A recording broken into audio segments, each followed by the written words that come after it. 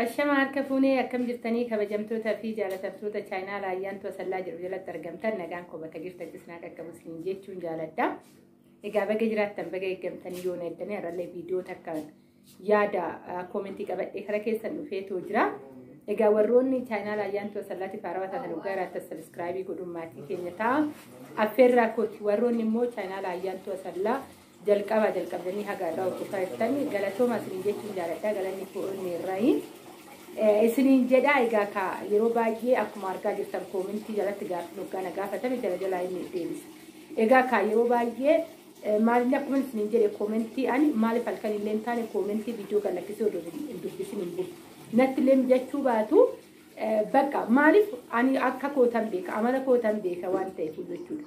Namni ka jireenya ofii keessatti amala ofii hin beekne akkamiin akka jiraatu beeku amala koo tolcheetan beeka. Egaa kan namni narraa waan hin beekne baay'een jiraachuu danda'a. Kan namni beeku garuu ani amala koo keessa amala kana tolcheetan beeka. Gaafii nama gaafadhee dafee deebii namarraa hin barbaada. Ani kana miti maatuma keessattuyyuu oduma haasofnu gaafii gaafannaan namni ka amala keessatti callisee turee deebii namaa deebisuu danda'a. Ani immoo yeruma sanan battaluma sanittiin yookaan yeruma sanittiin barbaada jechuudha deebii. Kanaafan yeroo baay'ee namni hoggaana gaafate hin turu dafee tanan yoo waan hin beekne illee ta'e deemee bakka isaa deemee gaafadhee dhugaa jirtu qabadhee tosinii dhiyaadha. Kanaafan koomentii obboleettiin koo na gaafatte gubbaatti kanan yaada koomentii deebisuudhaaf kara keessan nuuf.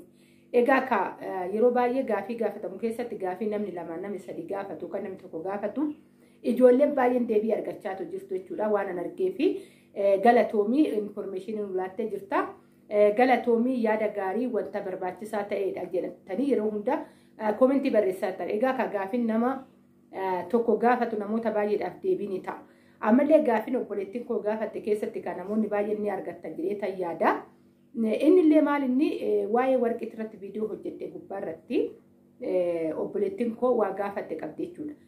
As keessatti wannan odoon kara kanatti seenin dubbachuu qabu keessaa egaa kan nuti baay'een ijoollee baadiyyaatidha. Kara yeroo baay'een dubbada dubbii kana as keessatti anis intala baadiyyaati. Baadiyyaattan dhaladhee baadiyyaattan guddadhe. Kanan beeku baadiyyaadha jechuudha. Yeroo baay'ee kara biyyoota ormaa gaafa sokkinu miti biyyuma biraatittuu gaafa sokkinu yeroo baay'ee ka magaalatti jechuudha kan hirmaannee too hojjennu magaalaa keessa gaafa deemnee hojjennu. Manni isaanii meetiraal isaanii guutee jira. Wanta adda ta'e wayii nuti ta'eetoo mul'ata jechuudha. Wanta waan warshaan isaanii addaa, uffanni kan isaanii bahu addaa, kan akka warqiiwwan illee kan isaanii ta'u addaa. Wanti hunduu hatta suppermaarkeetti jechuudha. Sababbiin isaa ijoollee baadiyyaatti kan suppermaarkeetti suuqii gurguddaadha iyyuu hin beeknu. Suuqii shaayii fi soogiddi rarra'eetoo gurguramu keessaa warra baanudha jechuudha yeroo baay'ee. Kanaafuu maalinni miidiyaa jechuun amma babal'achuun miidiyaan babal'achuun numa fayyade anuma fayyadee suma fayyade. Asuma biyyuma alaa teenyaan biyya keenya barreetu baay'een jira. Kana hoggaan jedhu ijoolleen baadiyyaa nuti waa wallaaltudha osoo jechuu kun ta'in beekumsa miidiyaa kanarraa teenyee biyyuma keenya maal akka jiru informeeshinii gaafa guuttanne gaafa galle bitachuudhaaf yookaan deemnetoo fayyadamuudhaaf ittiin rakkan hawwii ittiin jiraannu jechuudha walumaa galatti. Yeroo baay'ee maal jenna suppermaarkeettiin akkana nama na gaafate jira anuma kana jechuudha. Dubaay Beeruutii dhufee kara Dubaay gaafan deemu egaa kaa dhufnaan ani magaalattan jiraadde haga tokko bareetan deeme jechuudha. Kanaafuyyuu viidiyoo sanillee fayyoo jaalalaatti hojjete suppermaarkeetitti akkuma biyya alaatii galtee gaa'ila ijaarrattee foon qalameetu gurguramu hunda qabdee suppermaarkeetii keessa deemtee viidiyoo hojjettirratti. Fayyoon dhugumaa biyya kana keessa suppermaarkeettiin akkanaa irraa biyya alaa fakkaata. Akkatti viidiyoo hojjettanii viidiyoo ishee natti sheerii godhan jechuudha ayeeyyenni jira. Jedhee tan deebisee yeroo sanatti chaayinaala banadheeti miti. Waa'ee chaayinaalatu hawweentiin qabu beekati yaadeetis hin qabu. Egaa kara chaayinaala kana ergan dhufee kara waggaa lamaatidha. Sa'aatii guutuufuyyuu ani baay'ee natti fudhate jechuudha. Dhugaa gaafa tokko seenaa chaayinaala kan akkamitti akka asiin ga'e inni kan dhuunfati gaafa tokko qabadhee dhuunfa viidiyoo dhuunfa mataasaa qaba. Seenaa baay'eellee qaba jechuudha chaayinaalii kana asiin ga'u. Warroonni chaayinaalii keessa irratti dadhabaa jirtan jabaadha guyyaa tokko namni taatan jedhee tan gamanumaan dubbadha. Amma ka gaafii obboleettii kiyyaa ittan deema. Maaliifan kana dubbachuu danda'e kabajamtoota hordoftoota chaayinaa ayyaantu asallaa yeroo baay'ee sammuun keenya kanaan hidhamuu qabu. Sooshaal miidiyaa nama babal'atee jira. TikTokiin biyya keessatti amma baay'ee wantoota adda addaati irratti hojjetamaa jiru. Seenati ilaala. Viidiyoo keessattuu immoo wantoota gabaa biyya keenyatti wal qabate TikTokii irrallee kara YouTubetiin kan darbaatu jiru jechuudha. Dhugaa Facebook irrallee hin jiru. YouTube irratti baay'ee namni hojjechaatu jira biyya keessa wanta jiru hunda. Amma ka gaafin obboleettii kootii waa'ee warqiiti. Maal jettee na gaafatte warqiin ati kan jettu warqii waa'ee biyya alaa kan jiru haasoftamoo biyya keenya keessa warqii orijinaalatu jira. Ati maal jechaa jirtanaan jettee na gaafatte jechuudha gaafii. Jechuun alaan alatti biyya keenya warqiin orijinaalli hin jirudha ka gaafin ishii kan na gaafachaa jirtu. Eeyyee jira. Yeroo baay'ee namni amma gaafa ala teenyu warrumti as jiru maal jedhu caammaa kwaalitiin achi jira. As caammaa chaayinaatu jira. Yeroo baay'een dubbadha gaafii kana dhugaa. Nuun jedhu anumaanuu naan jedhanii jiran jechuudha. Moobaayilli orijinaalli as hin jiru. Moobaayilli orijinaalli biyya ormaatitti argamaa jedhan. Gatiidha malee biyya keessa guutee jira wanti hunduu. Even warqiin akkuma addunyaatittu yoo taa'eetoo jiru kaafturii wanti ofii baastu hin jiru jechuudha. Warri sitti daldalu. Kana kun gara addunyaadhaan wal qabateedha. Gaafa deemtu warqii kan barbaaddaas hin jedhu. Warqii biyya alaati. Hojjette kanuma biyya alaa gatuma biyya alaa saniin hoggaan jedhu doolaaraan bittaa fi miti birri biyya kanaatiin bittaa ni jira warqiin. Warqiin kan biyya alaa ta'e biyya keessatti ni argatta. Obboleettiin gaafii kana na gaafatte warroota biraatiif illee deebisni ta'a ni argatta. Biyya keessatti jechuudha. Warqii biyya keessaa qorqorroo jechuun ni dandeessa. Yeroo baay'ee warroota harka qalleeyyiitiidha qalabatiidha jedhaniitu warroonni bitanii yeroo darbeen da'u haati wayii kan ittiin qalabatii godhattee too heerumte tarii gurguramaa jettee tiriyaa tiyyatti kennite mana warqii fuunee dhaqna jechuudha. Inumaa siifillee qayyaramuu hin danda'u kan biyya keessaa. Ni gurraacha. Gurraachummaan isaatu baay'ee jibbisiisaa kunoo qorqorroo zaage kan biyya keessaa jechuudha. Gaafa xiqqoo kaawwatte qorqorroo zaage wayii fakkaata jechuudha warqeen biyya keessaa. Fuunee dhaqnee namichi nurraa uyyuu fuune harka keenyumarratti maal jedhee kanaan barbaadu nuun jedhee waasi ajaa'ibu keessa intalli kan biyya Arabaatii dhufte warri akka sansalataa yeroo hunda Araboonni akka warqii sansalataa wayii harkatti kaawwataniitoo jiran akka kennaa godhanii kennaniif. Ishiin doon warqii dayyuu sene yeroo baay'ee harka isaaniitti irratti ni beektu ka ijoolleen biyya Arabaa keessa jirtan jechuudha harka isaaniitti kaawwatanii deemanii. Ishiidha indoon warqiidha jedhee kan furate jechuudha warqiidha. Garuu ishee keessaa dubulbulii sun dhakaadha. Ishee kophaatti mazzaneet warqii kophaatti mazzanee ishee irraa bitate jechuudha. Maalis ni jechuun barbaade ishumti akka silsil jedhanii isaan kaawwatan sunu warqiidha jechuudha.